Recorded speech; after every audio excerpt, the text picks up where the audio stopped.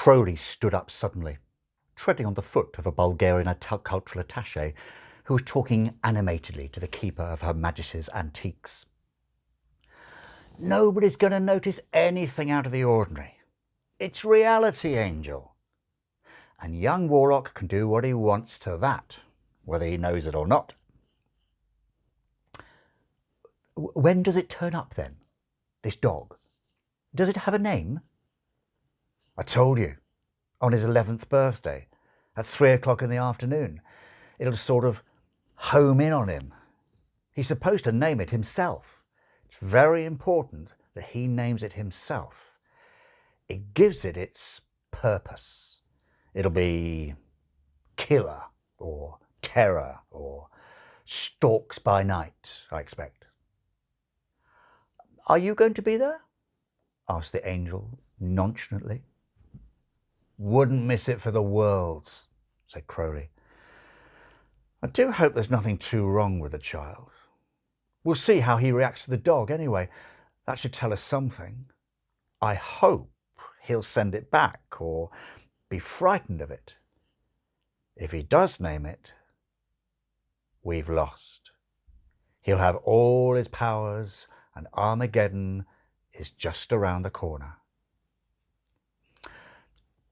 I think, said Aziraphale, sipping his wine, which had just ceased to be a slightly vinegary Beaujolais and had become a quite acceptable, but rather surprised, Chateau Lafite, 1875. I think I'll see you there.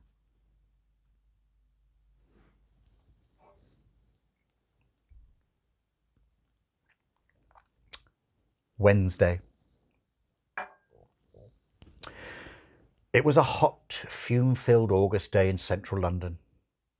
Warlock's 11th birthday was very well attended. There were 20 small boys and 17 small girls. There were a lot of men with identical blonde crew cuts, dark blue suits and shoulder holsters. There was a crew of caterers who had arrived bearing jellies, cakes and bowls of crisps. Their procession of vans was led by a vintage Bentley. The amazing Harvey and Wanda, children's party's a speciality, had both been struck down by an unexpected tummy bug. But by a providential turn of fortune, a replacement had turned up, practically out of the blue. A stage magician. Everyone has his little hobby. Despite Crowley's urgent advice, Aziraphale was intending to turn his to good use. Aziraphale was particularly proud of his magical skills. He had attended a class in the 1870s run by John Maskelyne and had spent almost a year practicing sleight of hand, palming coins and taking rabbits out of hats. He had felt at the time, quite good at it. The point was that although Aziraphale was capable of doing things that could make the entire magic circle hand in their wands, he never applied what might be called his intrinsic powers to the practice of sleight of hand conjuring, which was a major drawback. He was beginning to wish that he'd continued practicing. Still, he mused, it was like riding a velocipede. You never forgot how. His magician's coat had been a little dusty, but it felt good once it was on.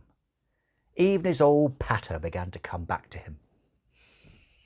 The children watched him in blank, disdainful incomprehension. Behind the buffet, Crowley, in his white waiter's coat, cringed with contact embarrassment. Now then, young masters and mistresses, do you see my battered old top hat? Oh, what a shocking bad hat, as you young uns do say. And see, there's nothing in it. But, bless my breeches, who's this rum customer? Why, it's our furry friend, Harry the Rabbit.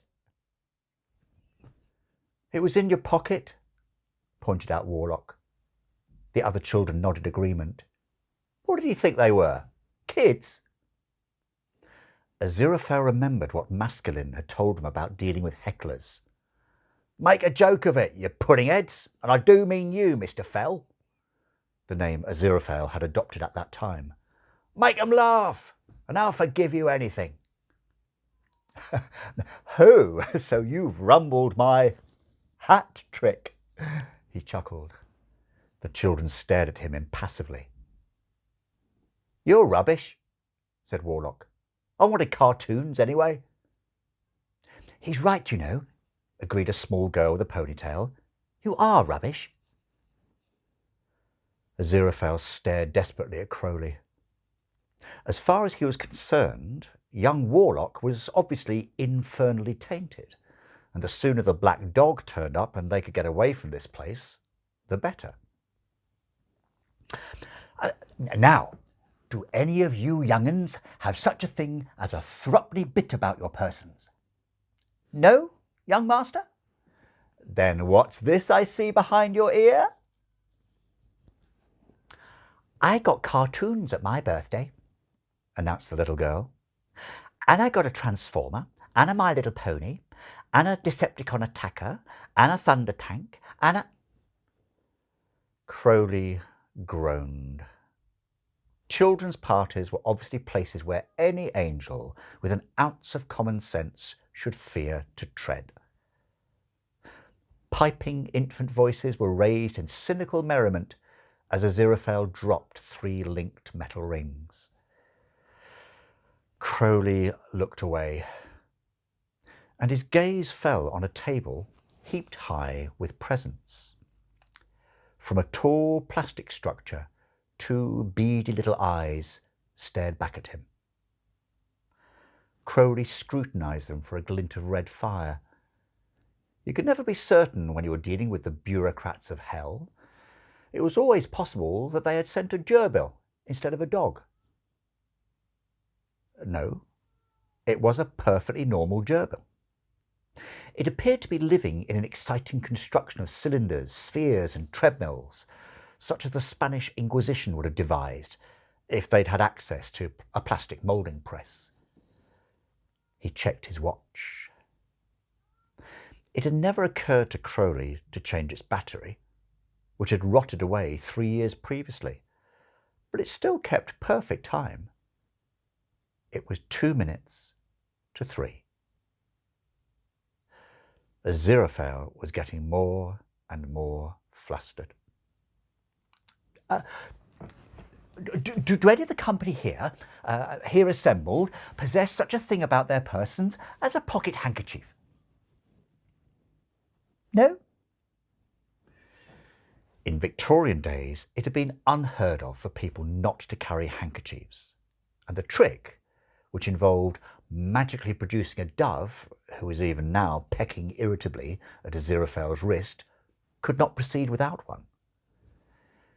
The angel tried to attract Crowley's attention, failed, and, in desperation, pointed to one of the security guards, who shifted uneasily. "You, my fine jack sauce, come here. Now, if you inspect your breast pocket, I think you might find a fine silk handkerchief." "No, sir. I'm afraid not, sir," said the guard, staring straight ahead. Aziraphale winked desperately. "No, go on, dear boy. Take a look, please." The guard reached a hand inside his inside pocket, looked surprised, and pulled out a handkerchief, duck egg blue silk, with lace edging. Aziraphale realised almost immediately that the lace had been a mistake, as it had caught on the guard's holstered gun and sent it spinning across the room to land heavily in a bowl of jelly.